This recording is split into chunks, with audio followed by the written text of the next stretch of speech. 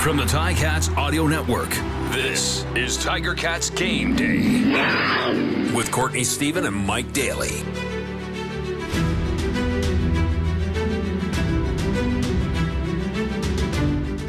Welcome to Tiger Cats Game Day, presented by Tiffany Gate Fresh Gourmet on the Ticats Audio Network, the official tailgate podcast of the Ticats Audio Network. I'm joined as always by my man Mike Daly, and this is a special day. It is Labor Day. We've got the gray on, the steel gray. It is the Ticats versus the Argos. What more could you ask for on a Monday afternoon? Gates open at 2 p.m. and this one is going to be hot.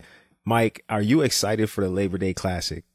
I always am, man. Like I say, besides the playoff games, Labor Day feels as close as you can to a playoff atmosphere, right? Like, everybody has the day off. Everybody's looking forward to getting out there. The kickoff time is a nice, friendly time for everybody. Even, the early go-to-bedders kind of thing. It's nice and easy, right? But I know, the tailgates are going to be fired up because it's going to be a nice day. So Hamilton fans are going to come in there rowdy as can be. And Corin, I don't know about you, but like I said, other than the playoff games, Labor Day is right there with just the excitement you feel, the buzz that you can feed off of. It's different. And you get that energy playing in front of the Tiger Town, especially Labor Day. And it's really exciting to be in that atmosphere. And I know it's not going to be any different this year.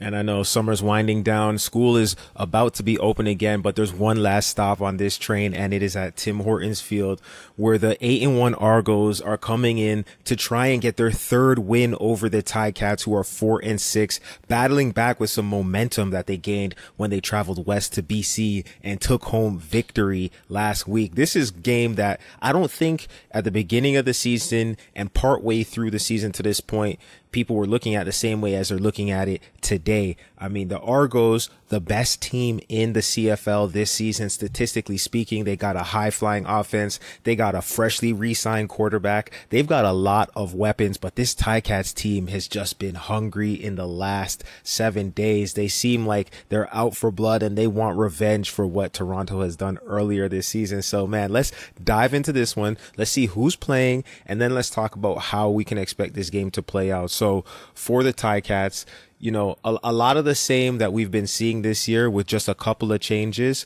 But the biggest one, Joel Figueroa is back on the offensive line at that left tackle. And that's a big, agile, angry man. And if they're running the ball like they did in BC, then you can expect to see Big Fig number 61 coming downhill, trying to move around some of those D linemen for the Toronto Argonauts. Of course, Brandon Revenberg, David Beard, Coulter Woods-Manzi, and Brandon Kemp, guys who showed out in BC last week and were opening holes for James Butler, who had a fantastic day. Powell at quarterback, and then the usual suspects at receiver, Terry Godwin, Tim White, Duke, Keandre, and then McAllister, the speedster.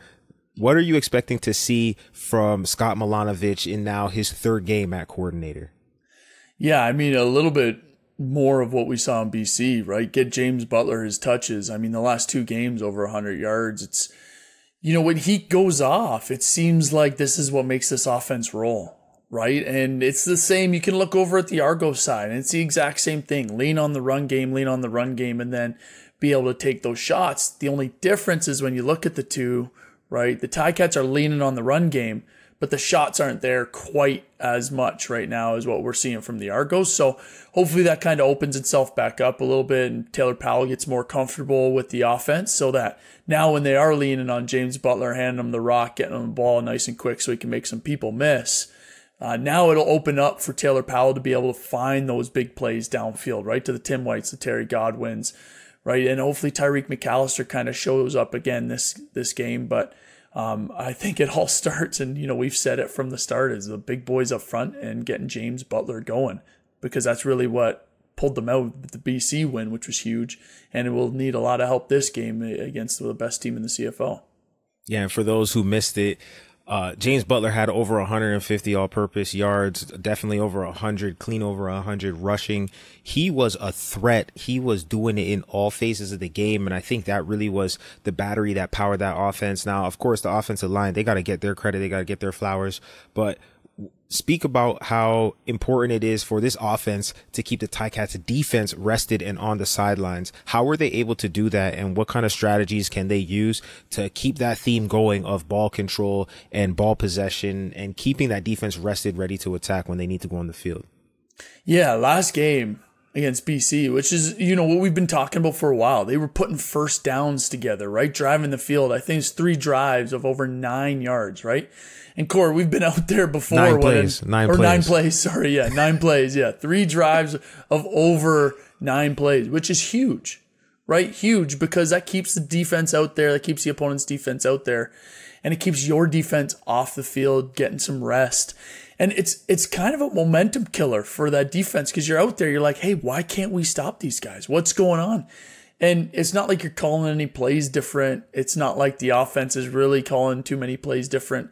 It's more of a momentum and a mindset thing. Once these drives keep going on and more first downs keep building up, the defense gets behind themselves and it's like, oh my gosh, we can't stop this. It just keeps going. I'm getting tired, blah, blah, blah, blah. And now that's what you end up getting is, the Ticats offense rolling and beating a good team in BC. And they're going to need to do that this game as well, is keep these drives going. And a lot of it does rest on that run game, the big boys up front, and James Butler, because, we talk about as an offense, you talk about getting behind the stick. So a friendly version for offense is getting into a 2nd and 5 or less. Right? And you can do that passing, absolutely, with some screens, some quick passes. But when you pass, it can be intercepted or it can be knocked down, right? And that's now a 2nd and 10. It can be a missed pass. There's a lot of things that can go wrong with passing plays, right? A run play, the worst thing that can go wrong is maybe a loss for 1 or 2, right? Then you're still in that situation. But for the most part, the way James Butler's been running, it gets you in front of those sticks, so those 2nd and 5 or less. And it makes it easier for your offense, for play calling. You can run the ball again. You can do any sort of pass game you want. And really, that's where the Ticats are going to have to look to go. Yeah, there was a whole lot of second and manageable, as I like to call it. Yeah. Much more than second and long, because, you have so many plays in the playbook that are able to get you 6 yards compared to there's only a small number of plays that can really get you 12, 15 yards at a time. So instead of taking a sack or instead of having some kind of catastrophic thing, which the Ticats have been able to do a better job of avoiding, in the first 8 games of the year, they were averaging close to or over 3 turnovers per game. In their last 2 games, they're averaging just 2 turnovers a game, which, still a little bit too much, but, they got to get that thing down, and they're trending in the right direction. The same way how they're averaging less 2-and-outs. It's all trending in the right direction. So, as Taylor Powell gets more comfortable in this offense, you see his decision making evolve. And I think with Scott Milanovich's play calling, you're seeing a little bit of a different mix of plays, right? So the ball's going a little bit more intermediate. You're allowing Taylor Powell to show off the accuracy that he does have, and then you're spreading the ball around to all these receivers and giving them chances to make catches in positive territory, not necessarily only laterally, which they do still have the screen game mixed in because that keeps the defense on their toes, forces them to read, react, and tackle in space. But I think there's a lot of opportunities here for this offense to continue growing, especially with the playmakers that they do have. Now, Duke Williams is a game time decision, so we'll see if he does show up, but I think he will be a guy to watch because one thing this team has not done all season, they only have 1 first quarter touchdown in 2023. That is a issue to be addressed. And if they can get down into the red zone and come away with the big ones, I'm talking about 6 points at a time, that would make a huge impact on their ability to play from in front, play with a lead, play with more of their playbook available to them, as opposed to being down for the majority of the game and having to feel pressed and not feeling like you can go through your offensive flow as you've drawn it up in practice. So when they get across midfield, I would expect to see guys like Duke Williams getting lots of targets because he can make big plays. Now let's talk about who will be defending this Ticats offense. This is a great defense here, and they've made offenses pull their hair out all year long. Starting up front with Big Flo, the Canadian Florian Orumalade. Now that's a mouthful and that's a headache. He's got 8 sacks on the season. He leads the team and he's coming off that defensive end. Now, how does this defense operate? Like, who are the guys aside from Flo that you would have to watch out for, or that you would have to key on? Who makes this defense go for the Argonauts? Yeah, good question. And I think the one that's going to pop off, on the field, on the field while you're watching the game is Wint McManus, the weak side linebacker. He's all over the place. He's number 48. He's tough to deal with. He's played this game for a very long time, so he understands what offenses are trying to do, and he knows how to disrupt it. But also in the run game, and we talk about this, right, with the Ticats, they need to keep leaning on that. He is an absolute punishing hitter, right? And he comes downhill, and he is physical, and he has made a lot of plays in this league. The second one, and who has made a name for himself off the Ticats specifically, is Gary Peters, that weak side corner. He's big, tall, 6'3", weak side corner. He makes it tough to throw it over top of him. And what he knows how to do is bait, right? And we talk about baiting all the time as a DB. But what it means is, it essentially means I'm going to cover one guy, but know that you're going to throw to the other guy. So a typical route in the CFL is have a guy run an out route, really nice and short, about 4 or 5 yards, right? And then have a guy run a corner route over top of it, right? And you're trying to pick on the corner. All right, so where's the corner going to go? Is he going to try to take the high route, the corner one, take that away, or is he going to come down and take the out route? Whoever he takes, I'm throwing to the other one, right? So if he takes the out route, I'm going to throw the high corner route. If he takes the high corner route, I'll throw the out route.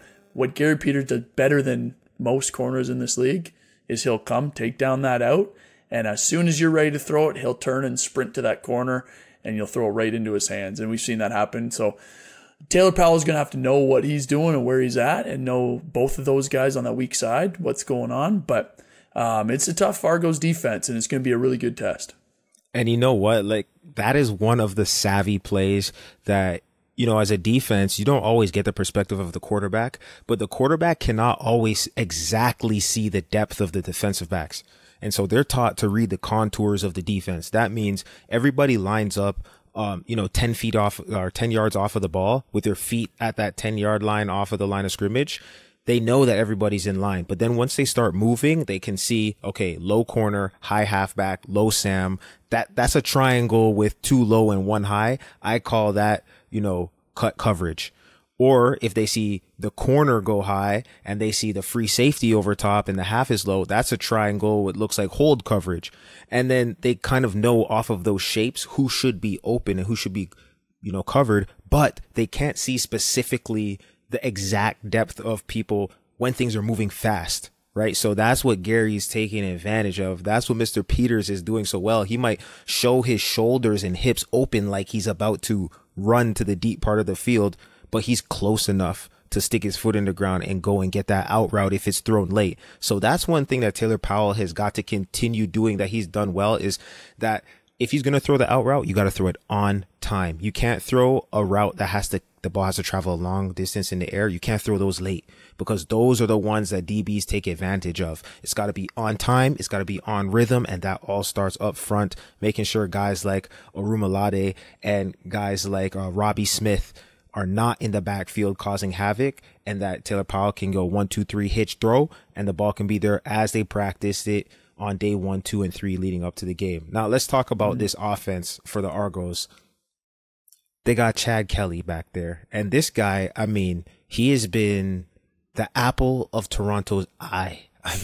What more, who has made more headlines, and who have they promoted as much as this guy in recent history? Like, you would have swore that, some epic quarterback from history came back. They love him. And, for all intents and purposes, he's been doing a hell of a job.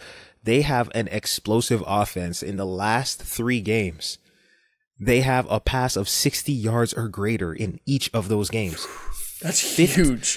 15 explosions, 15 explosive plays in the last 2 games. They lead the league in big plays. DeVaris Daniels, he's one of their star receivers. He's got 4 touchdowns in the last 2 games.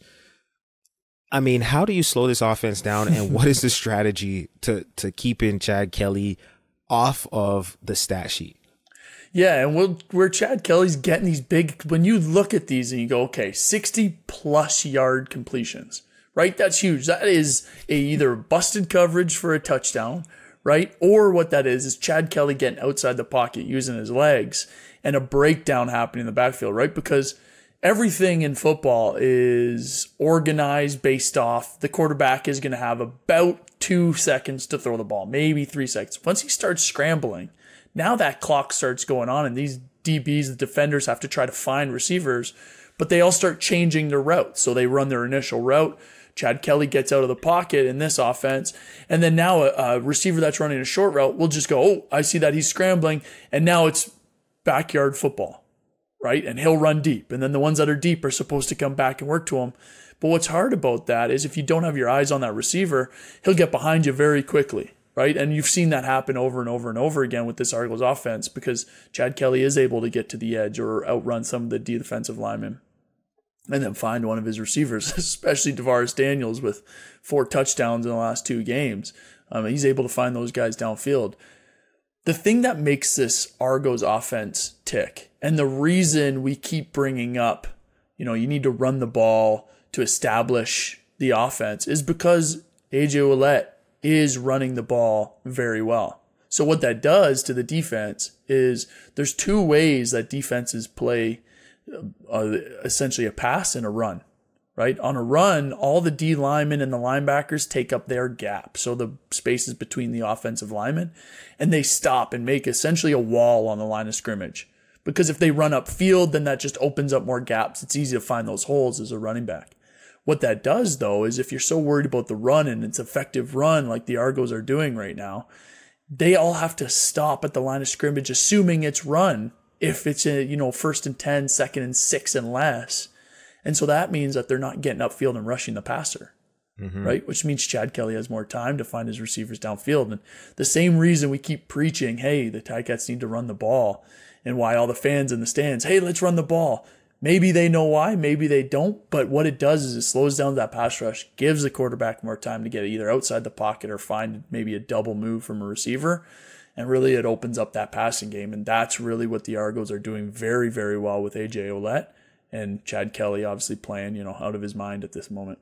Yeah, AJ Ouellette is the running back version of Chris Streveler, which I wouldn't really think that Chris Streveler was anything other than a running back playing quarterback, but they remind me of each other a lot because they're guys who are able to get the crowd going. They're able to get the people behind them and create energy. The team feeds off of it.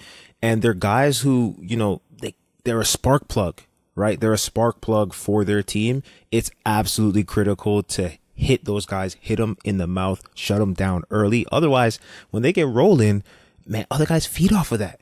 That's the kind of thing that creates momentum. And so AJ Ouellette, you definitely got to circle his name on the scouting report. And to your point about, the gap control, a lot of defensive coordinators would say to you, and it sounds great, we're going to stop the run on the way to the quarterback. But if you're a defensive end and you're thinking about getting to the quarterback, you're racing that offensive tackle to the spot 5 yards behind his outside heel.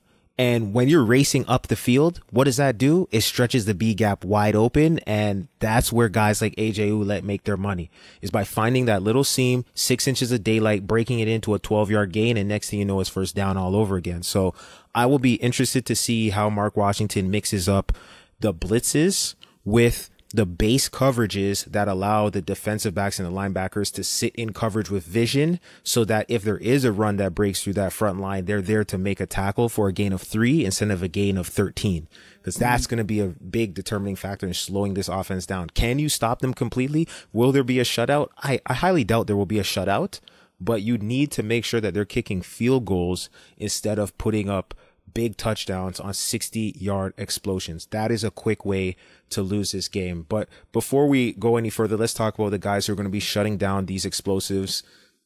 And let's start up front with this D-line: Trey Crawford, Ted Laurent, Casey Sales, and Malik Carney. I think this is a defensive line that is really coming into their own. Started out the year, they weren't doing as much as you would want them to do in the run game specifically, like we spoke about. But that could also be because they're playing from behind in so many games and teams are getting so many snaps of running the ball. Behind them, you got Jameer Thurman, who is looking like a wide receiver with the interception that he had in BC. He's got great hands. As he's coming around, he's getting a little bit more comfortable in this defense. Chris Edwards, Simone Lawrence, of course. And then in the back end, Rich Leonard, who is one of the shining stars of this secondary. I think he's a guy who I really need to pop in this game. It's a big game. You're playing in the middle of the afternoon, but the lights are on. You know, this is a nationally televised game where it's going to be on CBS in the States. I know he's got family down in Florida. He's going to want to show off in this one. And I think he's a guy I need to see show up on the film if they're going to come out victorious today. And then the rest of the casting characters. But for this Ticats defense, going up against that high-powered offense, how are you approaching this? And what are the things that you're telling this team if you're Mark Washington?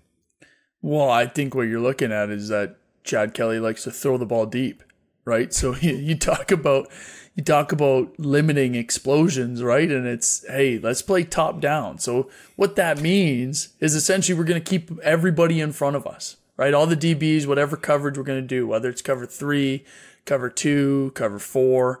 And what those numbers mean is essentially how many guys you're sending deep, right?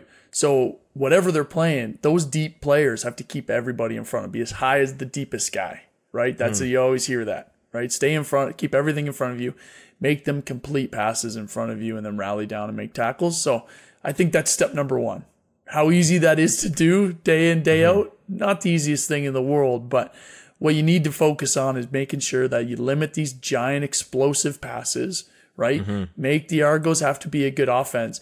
And we say it all the time, you got to stop the run, right? Got to stop the run. And a guy like Jameer Thurman and Simone Lawrence and Chris Edwards adding in there as well, right? Because that Sam linebacker, who we usually think is a DB, is really a linebacker in this defense.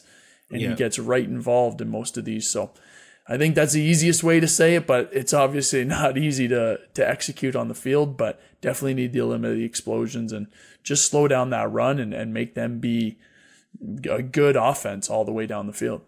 You know, that's that good old fashioned DTHB defense. That get the heck back defense. It's like whatever you're doing, just get the heck back.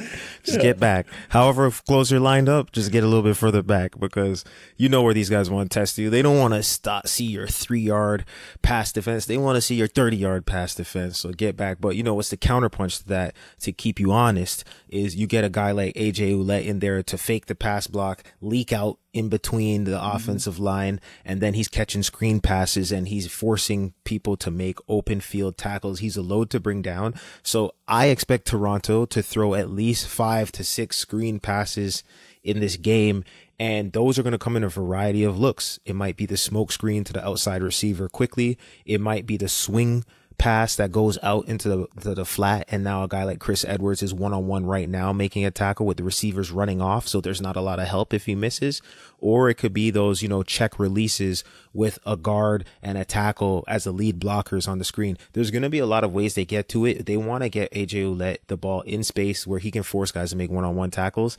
And I mean, it's going to be a punch counter punch type game. This is, like you said, it's the playoffs in September. It's a rivalry game. It's going to be intense. I'm excited about this one. But before we start talking about like the key players in this game, what is really the key in general for this team to win, the Ticats? Like, is there one thing that they can do to give themselves an edge in this game? Yeah, I think it's a little bit more of the same that we saw in BC, right? It's these long sustained drives, and you know, you want to finish them in touchdowns. Not all of them need to finish in touchdowns though, but you want to change that field position, right? You want to get into a position where it's now deciding to kick a field goal or pinning them with an out of bounds coffin corner punt type thing, as opposed to punting in your own end and giving a guy like Javon Leake some space to return the ball, because Javon Leake is about as dangerous as it comes in the CFL right now, right? 4 punt return touchdowns. So in order for the Ticats to really pull this one out, they need to keep the ball out of that guy's hands, number 1.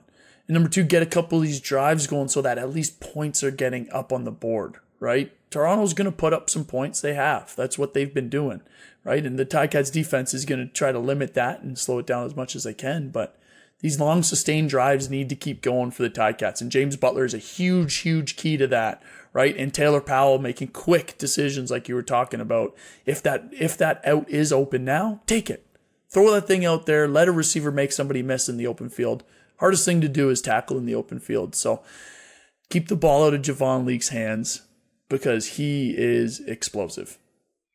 So I'm going to go right into my one-on-one matchup that I would like to watch because I think you segue perfectly into it. And that's Carthel Flowers-Lloyd versus Javon Leake. Now I know special teams is truly 12 on 12. You've got everybody working in harmony. It's that gung-ho mentality, working together in unison. But I'm talking about the best special teams tackler in the league versus the most explosive returner in the league with the most touchdowns. And if you want to, put your name in lights as Mr. Flowers-Lloyd does, then I think you go out there and you make 4 open field tackles, 3-4 open field tackles on a guy who's found end zone. He's found pay dirt 4 times this year. He has broken games open on his own. The games might have started close, but once you return a punt for a touchdown, that changes the momentum, that changes everybody's mindset. It changes the way that the whole energy of the game. So you got to make sure you shut that down. And I think, there's big time playmakers on both sides of this return game. But specifically, I'm looking at the guys who are going to be making tackles on special teams because like you mentioned, the drive start average for the Argos, they've had a great drive start average in every game this year, better than their opponents. Mm-hmm. And that has been a key contributing factor to them putting points up, which is a key contributing factor to them eventually winning. So my matchup is going to be Flowers-Lloyd versus Leake in the special teams game. Who are you watching in this one? Yeah, we made mention to it a couple times. But I'm very interested to watch this battle of Joel Figueroa coming back because of how high we were on him. And he's a super athletic offensive lineman and has been around the game a long time against Flo Orimolade. Yeah, I got that right. Right. It rolls off the tongue now. Because when you watch Flo run around out there, he is in the backfield a lot and he's pressuring the quarterback a lot.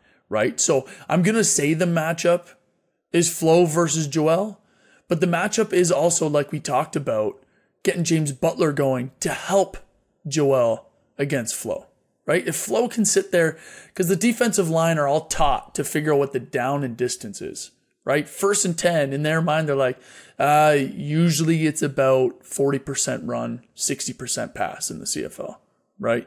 2nd and 5 or less, you're thinking, okay, now it's about, same thing, 40% run, 60% pass. But if it's anything more than 2nd and 5 or more, they're like, it's 90% pass, right? 90% pass. So what I'm going to do is I'm going to get my hand in the dirt. I'm going to get my sprinter stance and I'm going to put my best pass rush move I have, right? So it is Joel versus Flo, but it's also a little bit of the big boys up front and James Butler helping Joel against Flo. So that's kind of my matchup to look at because I think it'll be good to see Joel back out there. Now, I know we just talked about some big playmakers and some stars in the making, but if you had to look at one individual and their performance is going to have a key influence on the outcome of this whole entire game, who would be just one person? For the average fan, I'm out there right now, I'm listening to this, I'm flipping a burger, I'm eating a dog, I'm throwing the little bean bag in that, what's that game called? Cornhole.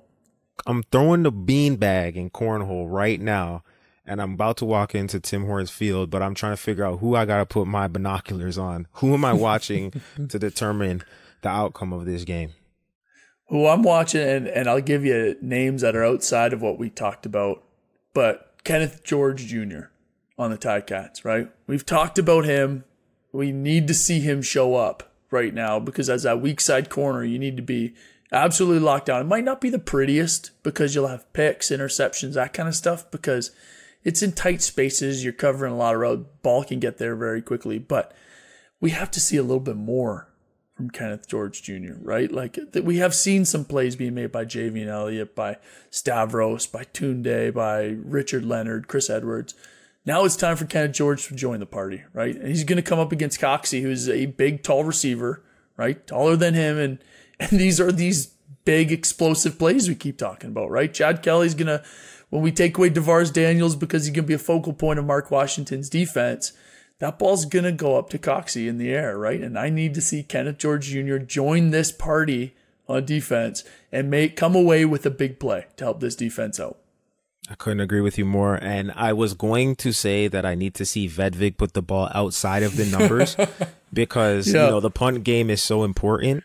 For those who don't know, where the ball is placed is equally as important as how far the punt travels. Because one, the distance the punt travels is going to influence how much time the coverage team has to get there, set up the net around the returner and contain them. But also, if you put the ball in the middle of the field, they can go east, west, north, south. They can go everywhere. If you put the ball close to the sidelines, then they have a few less options, and there's Mr. Sideline, who's never missed a tackle in his life. Love to force the returner to him.